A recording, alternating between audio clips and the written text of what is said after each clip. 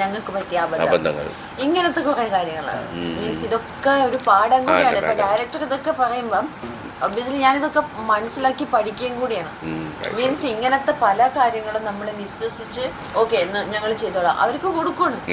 So നടക്കൂല. അത് പറഞ്ഞാൽ ശരി 1000 എന്ന് പറഞ്ഞാൽ 300 പോലും 300 കൊടുത്താൽ തന്നെ 5 ഒട്ടുള്ളൂ.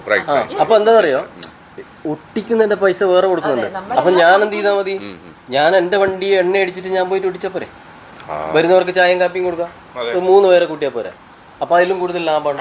അപ്പൊ ഞാൻ ഇതൊക്കെ വെച്ചിട്ടാണ് ഞാൻ കറക്റ്റ് ഉണ്ടല്ലോ, ഞാൻ ഇതൊക്കെ വെച്ചിട്ടാണ് ഞാൻ കാൽക്കുലേറ്റ് ചെയ്യുന്നത് പൈസ എന്ന് പറയുന്ന സാധനം.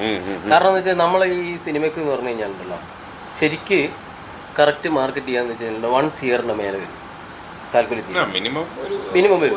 പക്ഷെ നമ്മളെന്ന് വെച്ചാൽ ഇതിന്റെ ഭൂരിഭാഗം സംഭവങ്ങളും നമ്മൾ തന്നെ ചെയ്യുന്ന സമയത്തുണ്ടല്ലോ ബഡ്ജറ്റ് കുറയ്ക്കും. പക്ഷെ സിനിമക്ക് മാർക്കറ്റ് ഉണ്ടാവും. ഇപ്പൊ ഞാൻ പറയാം, ഒരു പാട്ട് ചെയ്യണമെങ്കിൽ ഒരു മ്യൂസിക് ഡയറക്ടർ എത്ര കൊടുക്കണം? ഇപ്പൊ ഞാനിത് 3 പാട്ട് ചെയ്തു. നിങ്ങൾ എന്ന് പറഞ്ഞാൽ ആ പാട്ടിന് എന്നാ കുഴപ്പമുണ്ടോ?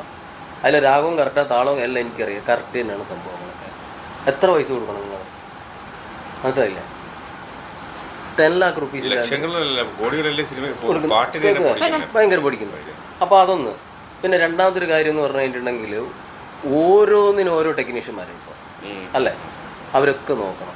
പിന്നെ ഇതൊക്കെ ചെയ്തു കഴിഞ്ഞാൽ ഈ ബ്രെയിൻ വർക്ക് ചെയ്യാണ്ട് ഒരു സാധനമാണ് സ്റ്റാർട്ടാകുന്നത്. മനസ്സിലായില്ലേ? ഇപ്പം ഞാൻ പറയാം, ഡിസൈനിങ് ഞാൻ ഇരുന്ന് ചെയ്യുന്നതാണ് സംഭവങ്ങൾ. നല്ല ഹെവി ചിലവുണ്ട് ഡിസൈൻ ചെയ്യുന്നതിന്. പക്ഷേ എന്താ സംഭവം എന്ന് വെച്ച് കഴിഞ്ഞാൽ പിന്നെ ഞാനാവുന്നതുകൊണ്ടെന്ന് വെച്ചാൽ ഘട്ടം ഘട്ടമായി കൊടുത്താൽ മതി.